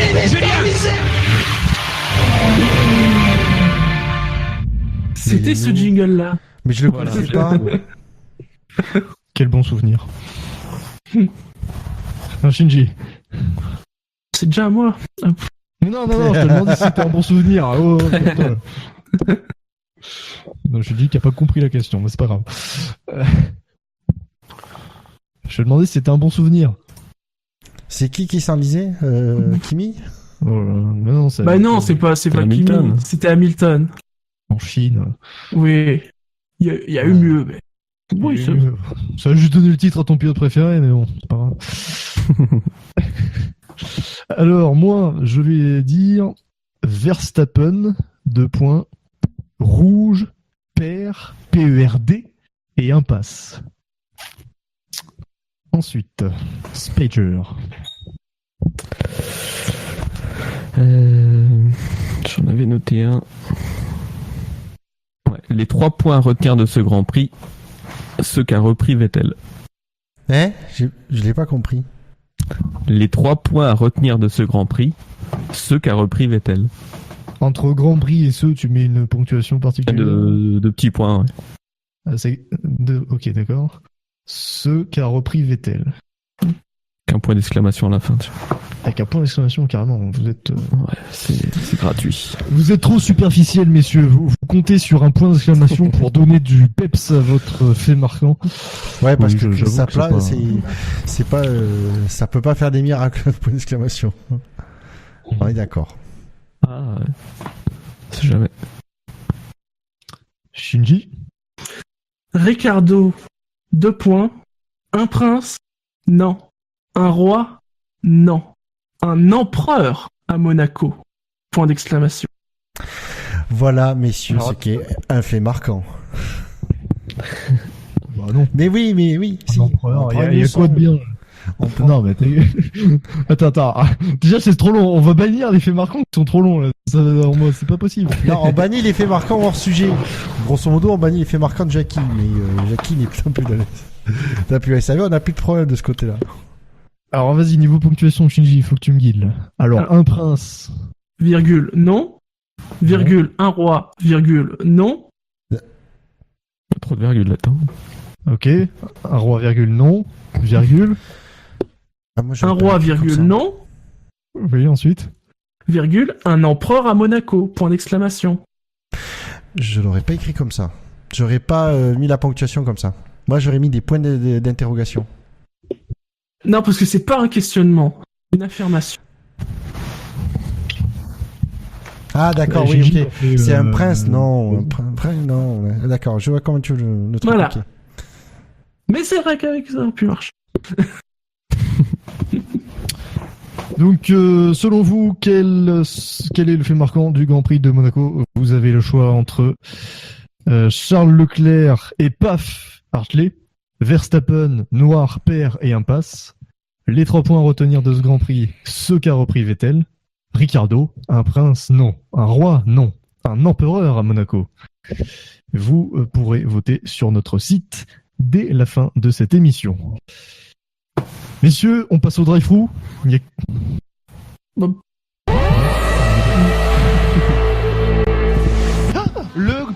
C'est pas possible. C'est pas possible, ça. Ça, c'est non, mais c'est inconcevable. Bouchard a donné le sien. Est-ce que j'en ai pas spécialement. Allez, je vais dire, mais on en a parlé. C'est vrai que se dire que TF1 revient et finalement TF1 fait exactement la même chose que quand ils sont partis, c'est triste. Voilà. Ils font même moins bien. Puis c'est con, ils auraient pu mettre Denis Brognard. Il bosse pas en ce moment. Ah bah oui. Bah oui, son truc a été annulé. Qui sait peut-être qui sera du coup au Grand Prix de France. Là, c'était peut-être un peu juste. Mais bah non, parce que là, par coup, il participe à un truc qui devrait pas être annulé. Ah, il participe à la Coupe du Monde de foot. Bon, ça, oui, il va présenter un truc. Bon. Spider, non, j'en ai pas. N'en ai pas. Moi, j'aurais. Bon, un petit drive-thru pour Alonso, j'aurais dû tout à l'heure, mais ça m'a un peu énervé dès qu'il ouvre sa bouche. Voilà, mais rien de très méchant. Ah, c'est compliqué, hein, quand il y a des courses comme ça où il se passe rien en bien et rien en mal. Donc, Et là encore, heureusement qu'on parlait de TF1, je pense. Un petit pour les mécanos de Williams. On en a pas parlé en plus. Ouais. Les problèmes de montage de pneus de Sirotkin qui du coup lui font perdre peut-être quelques points. Quoi. De quoi? Ah oui, bah, au départ. Il a eu une pénalité parce que ils ont pas mis les pneus ces 3 minutes. Alors dans le genre quand même, dans le genre les mecs, ok, ils sont à la bourre, machin, il y a le règlement, 3 minutes avant le tour de formation, ils doivent avoir monté les pneus sur la voiture, etc., machin. Quand t'as un Magnussen qui te colle un Hartley à plus de 200 km/h dans la ligne droite à Bakou, on n'enquête même pas. Et sur un mec, là, qu'est-ce que c'est? C'est un stop and go. C'est-à-dire que c'est un passage par les stands où il doit attendre 10 secondes, qui repart. Ils n'ont pas le droit de toucher à la voiture lors de ce passage au stand, les mécanos. À un moment donné, il va falloir vraiment que la FIA arrête de nous prendre pour des cons et clarifie les pénalités. Il faut arrêter. Et ça, je pense que ça doit être marqué dans le règlement. Mais du coup, il faut le faire sauter. C'est stop and go, quoi. Il faut le faire sauter. Ah, je pense que parce que sinon, dur, quoi, sinon, il faut mettre un truc. C'est-à-dire que si à un moment donné, tu mets stop and go pour avoir quelques secondes de retard sur le montage des roues sur la grille, à un moment donné, tu peux pas mettre moins qu'une course de suspension pour ce qu'a fait Magnussen. Tu vois ce que je veux dire, au niveau de l'échelle de gravité, à un moment donné, faut arrêter, quoi. Le pilote, En plus, on parle de la grille à Monaco, hein, c'est-à-dire que, c'est-à-dire que ils ont pris du retard, mais on sait que c'est chaud pour bosser sur les voitures à Monaco. T'as 40 000 personnes sur un espace minuscule. Exactement. Donc non, faut arrêter. Ça, c'est le truc qui sanctionne le truc parce que c'est dans le règlement, etc. Non, c'est bien parce qu'après, du coup, c'est pour éviter clairement les abus. Ça, je le comprends tout de suite. Mais punaise, les mecs essayent de faire une graduation, quoi. Essayez de faire au moins une graduation. Ne serait-ce que 5 secondes de pénalité à Monaco, ça peut coûter très cher, 5 secondes. À la limite, où vous mettez 10 secondes sur son temps à la fin, et puis voilà, on n'en parle plus. Mais là, moi, c'est surtout ça que je suis d'accord avec toi. Stop and Go qui s'est ensuite suivi, vous avez vu, il y avait eu une enquête parce qu'ils ont été suspectés d'avoir bossé sur la voiture pendant le Stop and Go. Alors qu'apparemment non, parce que visiblement il n'y a rien eu après. Oui. Oui, mais c'est surtout qu'à un moment donné, alors je pense qu'on n'a pas vu tout de mémoire, on n'a pas vu tout non, on l'a juste vu quand il est arrivé. On l'a vu pendant 4 nœuds, même quand il s'est arrêté. D'ailleurs, Villeneuve, il croyait qu'il s'arrêtait au centre. Ah non, il fait effectivement ce tamping. Et c'est ouais, on voit. J'ai pas. Alors comme on n'a pas vu la fin, je me suis dit si ça se trouve ils ont touché derrière, ils ont changé les pneus ou le rang, mais en fait, je pense que non quand même. Là, ils savent. À mon avis, après avoir pris de pénalités comme ça, tu t'assures sur le niveau réglementaire, ce qu'il faut pas faire. Hein. Bon les gars, on a 10 secondes pour bosser sur la voiture. Non, c'est pas ça, merde. Bon, mais je partage ton mécontentement sur la non cohérence des pénalités pour les pilotes. Qu'on pointe encore une fois. Oui, non mais tout à tous les week-ends.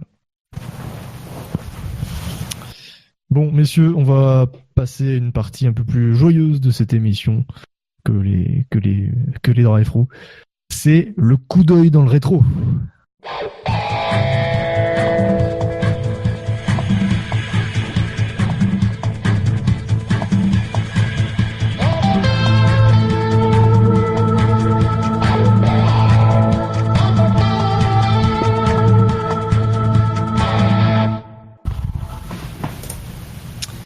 Alors, dimanche, nous étions le 27 mai et aux surprises, la majorité des Grands Prix s'étant déroulés un 27 mai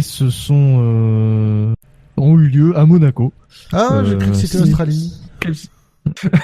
Surprise, hein. 6 Grands Prix sur 7 ont eu lieu à Monaco. La seule exception, c'est le Grand Prix de Suisse en 1951. Qui a eu lieu à Dijon. Voilà. Non, pas celui de 51. Non, pas celui de 51. Ah non, oui, pardon. Il devait avoir lieu en Suisse. J'imagine. Bon. Je vérifie. Hein. Mais encore, je sais pas parce qu'ils n'ont pas de circuit, parce que je serais même pas surpris qu'ils aient déjà utilisé un circuit pas loin, qui n'est pas en Suisse. Mais ou alors ça a dû être un tracé en ville ou un truc comme ça se faisait. Oui, c'était non, je sais pas. C'était à Bremgarten. Bah, c'est probablement en Suisse. Ouais. Bon, après, tu sais, les noms de patelins alsaciens, par là, hein. Par que la Suisse, c'est oui, c'était à Berne. C'était à Berne. Ouais, bon, voilà. Donc ensuite, les autres Grands Prix, donc à Monaco, donc le Monaco 2012, avec la pole de Schumacher le meilleur temps de Schumacher qui n'est pas été compté comme une pole puisqu'il avait une pénalité. Quel dommage. Sans qu'on se souvienne tous que c'est lui qui a claqué le meilleur temps. Voilà. Grand Prix de Monaco 2007, un Grand Prix exceptionnel, que pourrait penser Fernando Alonso. Grand Prix de Monaco 2001 avec Schumacher vainqueur et le premier podium d'une Jaguar, avec Eddie Irvine. Et le crève-cœur de David Coulthard qui avait fait la pole mais qui malheureusement avait dû partir des stands à cause d'un problème technique. Ça fait mal à Monaco. Et on a également le Grand Prix de Monaco 1990 et le Grand Prix de Monaco 1979 avec victoire de Jody Scheckter. Mais c'était également le dernier Grand Prix d'un champion du monde. C'était le dernier Grand Prix de James Hunt.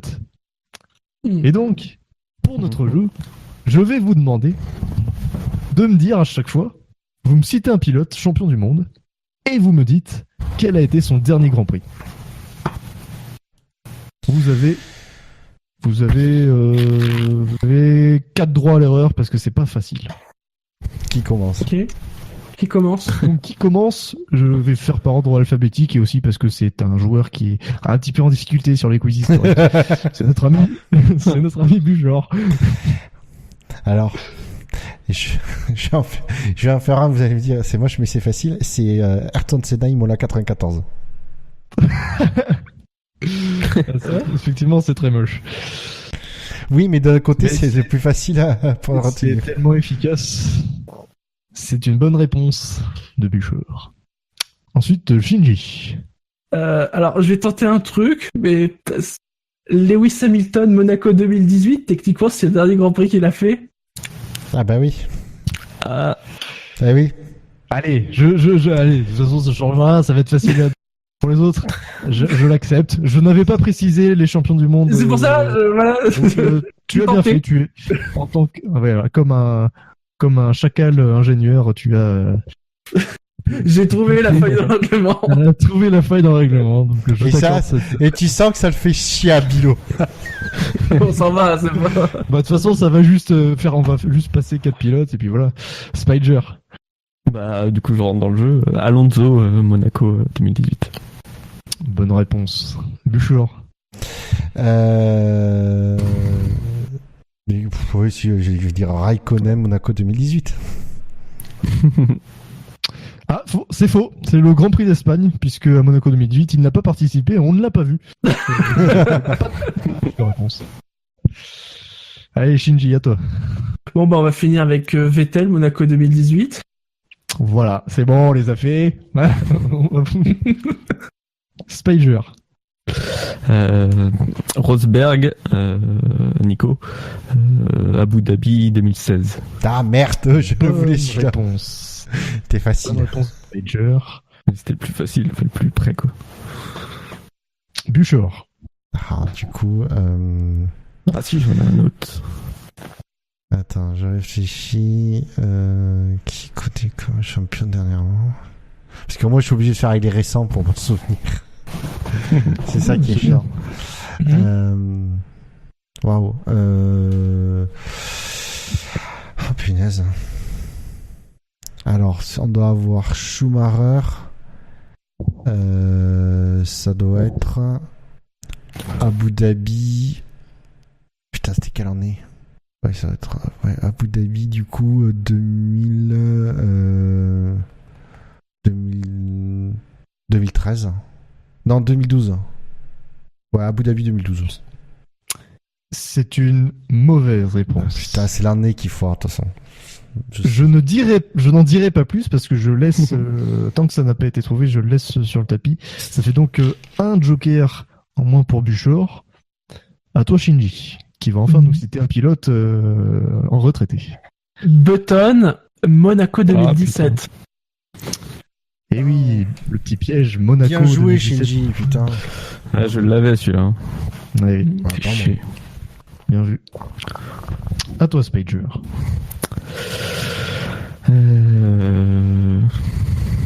Schumacher, Abu Dhabi 2011.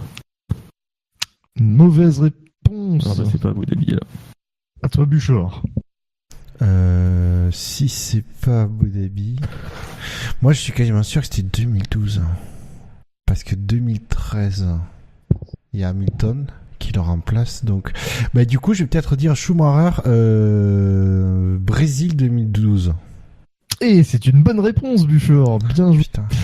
Ah, c'était Abu Dhabi terminait pas à cette époque-là, la saison. C'est qu'après. Non. C'est à partir de 2014 qu'il a terminé la saison.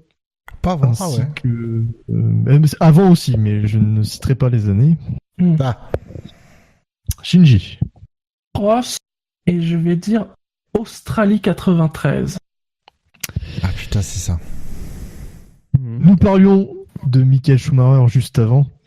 Oui, non, en fait, non, j'allais faire un lien, mais non, absolument pas. En tout cas, oui, c'est bien l'Australie 1993. C'était Adélaïde, c'est ça? C'était Adélaïde, ouais. Adélaïde.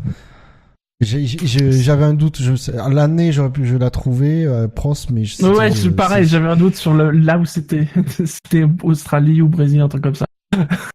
Spider.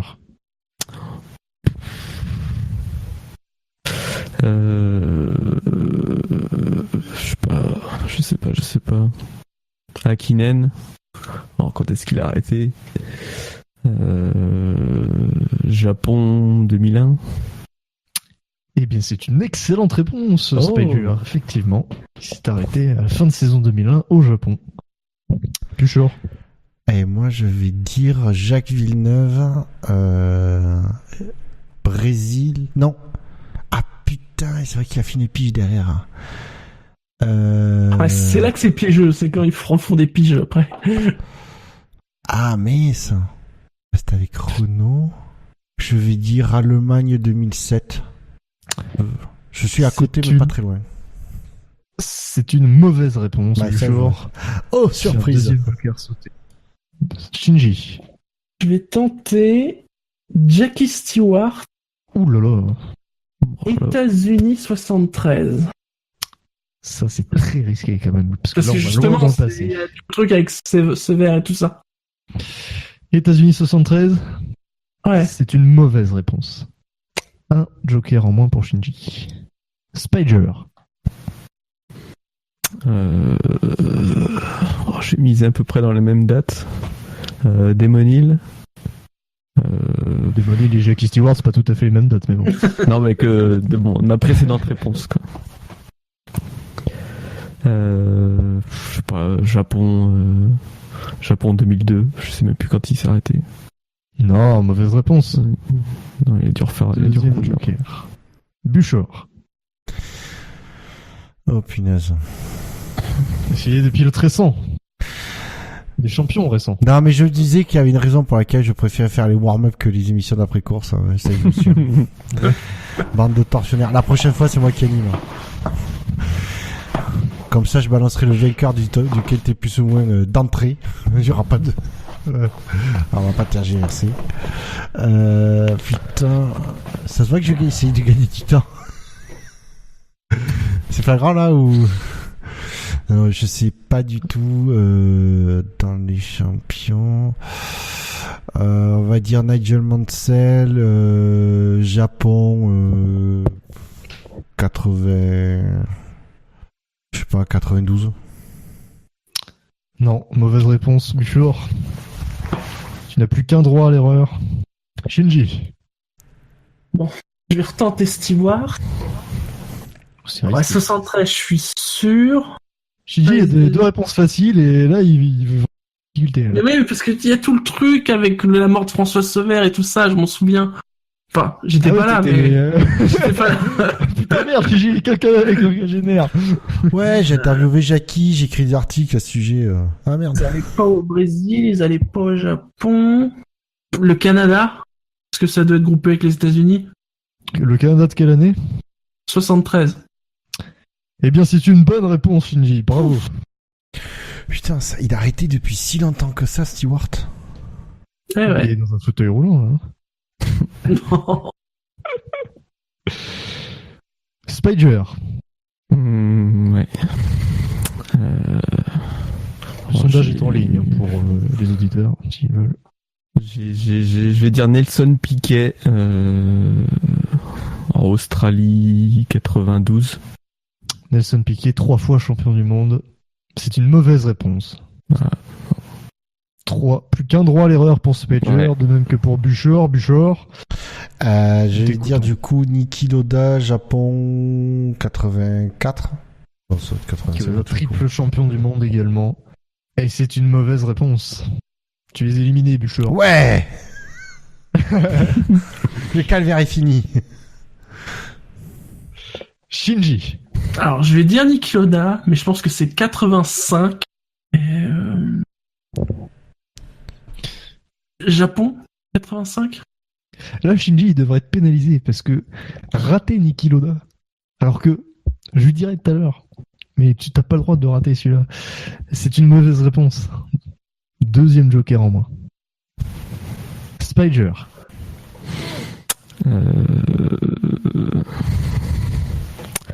Mansell.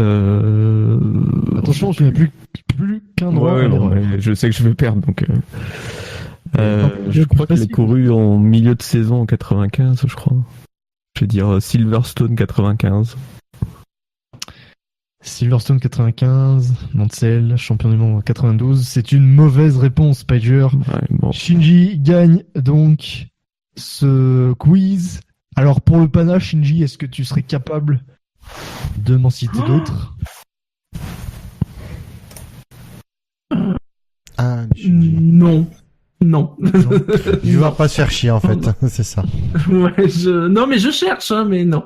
Alors c'est quoi cette histoire de Niki Loda? Je n'aurais pas dû me tromper. Alors Niki Loda, ça avait fait l'objet d'une question top pas position pour qui le Grand Prix le dernier Le premier Grand Prix d'Australie fut-il le dernier Grand Prix en carrière? Ça avait donné lieu à un fou rire. Mais c'était il y a longtemps, c'était en 2009. Putain, le gars, il me demande de faire un truc, ça faisait 8 ans. Bah, t'étais dans l'émission et tout, et c'était Niki Lauda. Mais je me souviens même pas de ceux qui ont gagné il y a 6 mois. L'Australie 85, l'Australie. C'était pas le Japon, c'était l'Australie. Ensuite, Jacques Villeneuve, t'étais pas loin, Bûcheur, avec ton Allemagne. Oui, parce qu'il a repris avec Renault. Ouais, quelques coups, biche, c'était en milieu de saison. Mais pourquoi vous me parlez de Renault? Le mec a terminé sa carrière chez BMW, pas chez Renault. Ah, mais oui! Ah, ben, mais tu oui, vois, non, tu me l'apprends. Il était tellement transparent qu'il était allé chez Sauber, que Sauber a été vendu chez BMW, que BMW voulait le dégager et qu'il avait un contrat en béton. qu'il a en béton. Ils se sont servis de son crash au Grand Prix d'Allemagne 2006 comme prétexte pour le virer et mettre Kubica à sa place. C'est donc en Allemagne en 2006 et non en 2000, je sais plus si tu m'as dit 2005 ou 2007. Allemagne 2006, le dernier Grand Prix de Jacques Villeneuve. Ensuite, parmi les pilotes que vous avez cités, tu m'avais cité Damon Hill, Spider, c'était Japon 99 et non 2002. Sur Jaguar j'allais dire sur... Oui, merde, sur il était jaune. Non Jordan. Non, sur Jordan. Jordan, oui. Oui, longue descente aux enfers. 99, je voyais ça plus loin. Ouais, j'aurais dit 2001-2002. C'est comme ça. Nigel Mansell, Bûcher, t'étais pas loin encore avec ton Silverstone 95. T'étais dans la bonne année, c'était l'Espagne. Il a roulé en 95. Non, j'ai dit 92. Je me rappelais. Non, t'avais dit 95. C'est moi qui ai cité 95. Pardon, c'est Spider qui a dit. Bûcher aussi l'avait cité. Moi j'ai dit Japon 92. Ah oui, il en a fait 2. Parce qu'il avait fait ses piges en 94, ouais, et puis il en a fait 2 en 95. Voilà, et donc les autres pilotes, vous ne les avez pas cités, c'est vrai que c'était un peu dur, mais vous en avez trouvé une dizaine, c'est déjà pas mal. Très bien, messieurs, nous allons conclure cette émission. Oui. Merci à vous de nous avoir suivis, chers auditeurs. Merci, chers chroniqueurs, de m'avoir accompagné pour ce Grand Prix et pour ce débriefing de Grand Prix. Merci à toi. Voilà, c'est toujours bien d'avoir des gens pour débriefer un Grand Prix chiant. On se sent moins seul. Oui, c'est sûr. Par contre, la prochaine fois, si tu pourrais arriver un poil plus tôt, Bilo, s'il te plaît, ça éviterait qu'on commence en retard. Voilà, on a commencé à 9h02, ça va, ça passe. 9h02. En plus, t'avais déjà dit, oui, on aura 10-15 minutes de retard, et en fait, pas du tout. Oui, parce que je savais pas à quelle heure il allait débarquer, Bilo. Ouais, tu sais, je me suis dit, ça va être bien. Moi, je suis gentil, je préviens nos auditeurs qu'on va avoir du retard. Je les fais pas poireauter pendant 10 minutes, un quart d'heure devant leur PC à faire refresh, quoi. J'ai un cœur, moi. On vous rappelle notre présence sur Internet. Nous sommes sur iTunes, Pod Radio, sur PodCloud, sur Facebook, sur Twitter, le compte @le SAVF1, sur YouTube, sur Stand F1, sur Actu F1. La F1 sur Internet, messieurs, c'est sûr. SAVF1.fr. SAVF1.fr. Le premier qui dit TF1, il en prend une. Oui. Parce que le SAV de la F1, c'est vachement mieux que TF1. Ah, c'est sans pub. C'est sans pub, oui. C'est en intégralité. Alors, si c'est sans pub, c'est pas de notre, c'est pas qu'on veut pas, c'est qu'on a personne pour payer. Oui. Parce que nous, on accepte très bien du pognon pour passer des trucs, mais bon, apparemment, personne veut. De toute façon, c'est connu, nous, le SAV, il est à vendre. Oui. Mais cher. C'est ça le truc. Faites un don, s'il vous plaît, pour qu'on ait de la pub, pour qu'on ait des sponsors. Sinon, on tiendra pas. À un moment donné, on va être payé pour ce qu'on fait. Allez, bonne soirée à tous. Rendez-vous dans 2 semaines pour le Grand Prix du Canada. Et portez-vous bien. Salut. Ciao, ciao. Salut.